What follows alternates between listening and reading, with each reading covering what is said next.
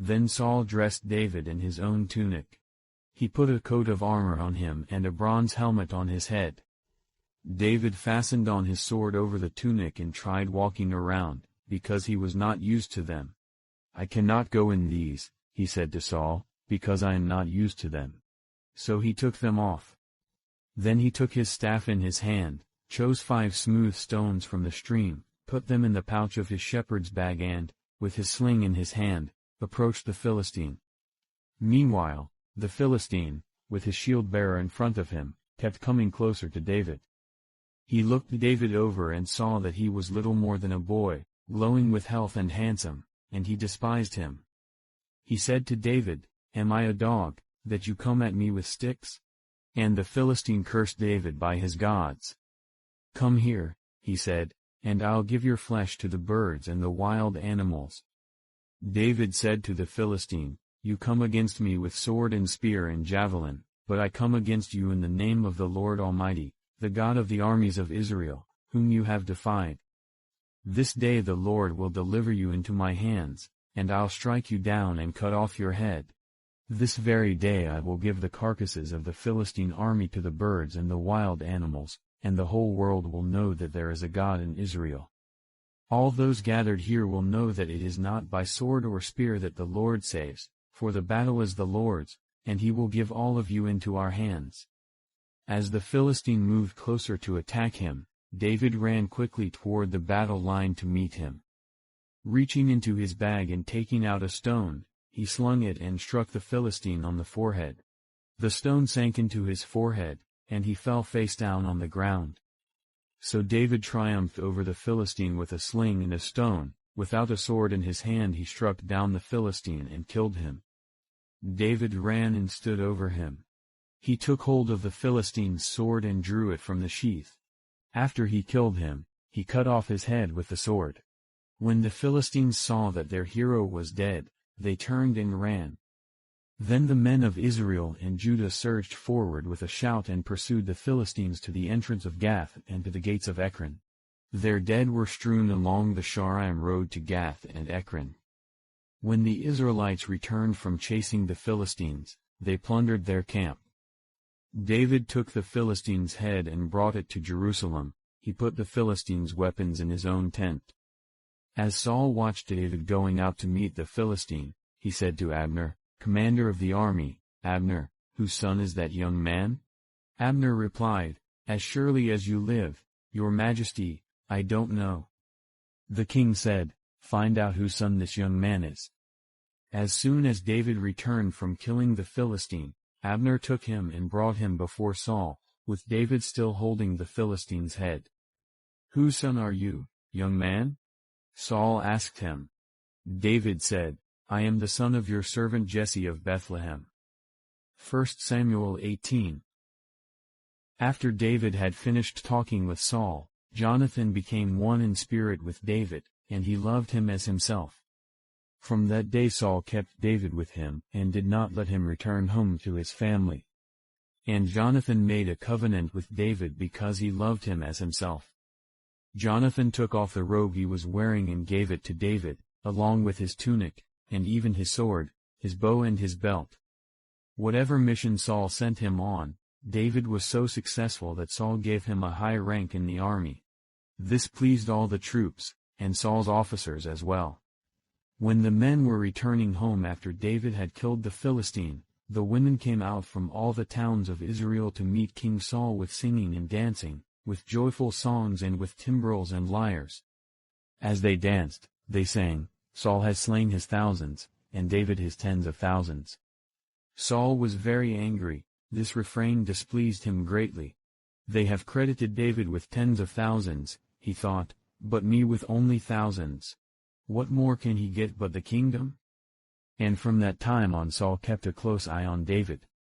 The next day an evil spirit from God came forcefully on Saul. He was prophesying in his house, while David was playing the lyre, as he usually did. Saul had a spear in his hand. And he hurled it, saying to himself, "I'll pin David to the wall." But David eluded him twice. Saul was afraid of David, because the Lord was with David but had departed from Saul. So he sent David away from him and gave him command over 1,000 men, and David led the troops in their campaigns. In everything he did he had great success, because the Lord was with him. When Saul saw how successful he was afraid of him. But all Israel and Judah loved David, because he led them in their campaigns. Saul said to David, "Here is my older daughter Merab. I will give her to you in marriage, only serve me bravely and fight the battles of the Lord." For Saul said to himself, "I will not raise a hand against him. Let the Philistines do that." But David said to Saul, "Who am I, and what is my family or my clan in Israel, that I should become the king's son-in-law?" So when the time came for Merab, Saul's daughter, to be given to David, she was given in marriage to Adriel of Meholah. Now Saul's daughter Michal was in love with David, and when they told Saul about it, he was pleased. "I will give her to him," he thought, "so that she may be a snare to him and so that the hand of the Philistines may be against him." So Saul said to David, "Now you have a second opportunity to become my son-in-law." Then Saul ordered his attendants, "Speak to David privately and say, 'Look, the king likes you, and his attendants all love you, now become his son-in-law.'" They repeated these words to David. But David said, "Do you think it is a small matter to become the king's son-in-law?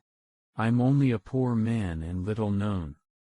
When Saul's servants told him what David had said, Saul replied, "Say to David, 'The king wants no other price for the bride than 100 Philistine foreskins, to take revenge on his enemies.'" Saul's plan was to have David fall by the hands of the Philistines. When the attendants told David these things, he was pleased to become the king's son-in-law. So before the allotted time elapsed, David took his men with him and went out and killed 200 Philistines and brought back their foreskins. They counted out the full number to the king so that David might become the king's son-in-law. Then Saul gave him his daughter Michal in marriage. When Saul realized that the Lord was with David and that his daughter Michal loved David, Saul became still more afraid of him, and he remained his enemy the rest of his days. The Philistine commanders continued to go out to battle, and as often as they did, David met with more success than the rest of Saul's officers, and his name became well known. Psalm 68. May God arise, may his enemies be scattered, may his foes flee before him. May you blow them away like smoke, as wax melts before the fire, may the wicked perish before God. But may the righteous be glad and rejoice before God, may they be happy and joyful. Sing to God, sing in praise of his name, extol him who rides on the clouds, rejoice before him, his name is the Lord.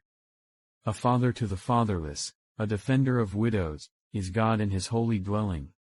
God sets the lonely in families, he leads out the prisoners with singing, but the rebellious live in a sun-scorched land. But now I am going to him who sent me. None of you asks me, where are you going? Rather, you are filled with grief because I have said these things. But very truly I tell you, it is for your good that I am going away. Unless I go away, the advocate will not come to you, but if I go, I will send him to you. When he comes, he will prove the world to be in the wrong about sin and righteousness and judgment. About sin, because people do not believe in me. About righteousness, because I am going to the Father, where you can see me no longer. And about judgment, because the prince of this world now stands condemned. I have much more to say to you, more than you can now bear. But when he, the Spirit of truth, comes, he will guide you into all the truth. He will not speak on his own, he will speak only what he hears, and he will tell you what is yet to come. He will glorify me because it is from me that he will receive what he will make known to you. All that belongs to the Father is mine. That is why I said the Spirit will receive from me what he will make known to you. Jesus went on to say, in a little while you will see me no more, and then after a little while you will see me. At this, some of his disciples said to one another, what does he mean by saying, in a little while you will see me no more, and then after a little while you will see me, and because I am going to the Father? They kept asking, What does he mean by a little while?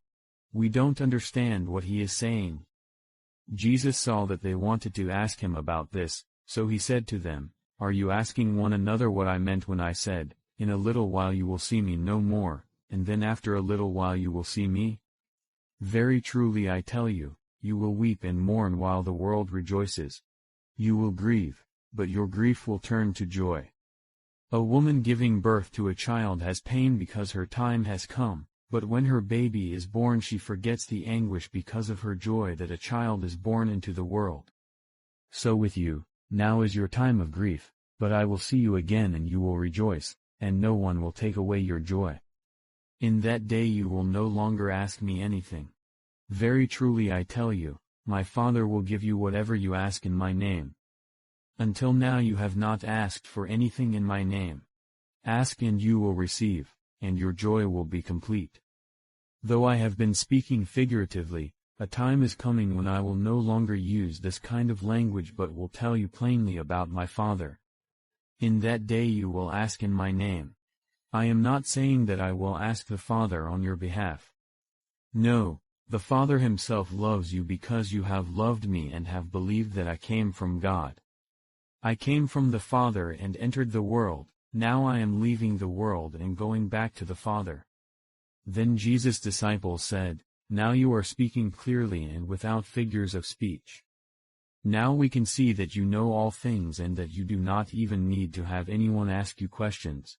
This makes us believe that you came from God. Do you now believe? Jesus replied. A time is coming and in fact has come when you will be scattered, each to your own home. You will leave me all alone. Yet I am not alone, for my Father is with me. I have told you these things, so that in me you may have peace. In this world you will have trouble. But take heart. I have overcome the world. John 17. After Jesus said this, he looked toward heaven and prayed, Father, the hour has come. Glorify your Son, that your Son may glorify you. For you granted him authority over all people that he might give eternal life to all those you have given him. Now this is eternal life, that they know you, the only true God, and Jesus Christ, whom you have sent. I have brought you glory on earth by finishing the work you gave me to do. And now, Father, glorify me in your presence with the glory I had with you before the world began.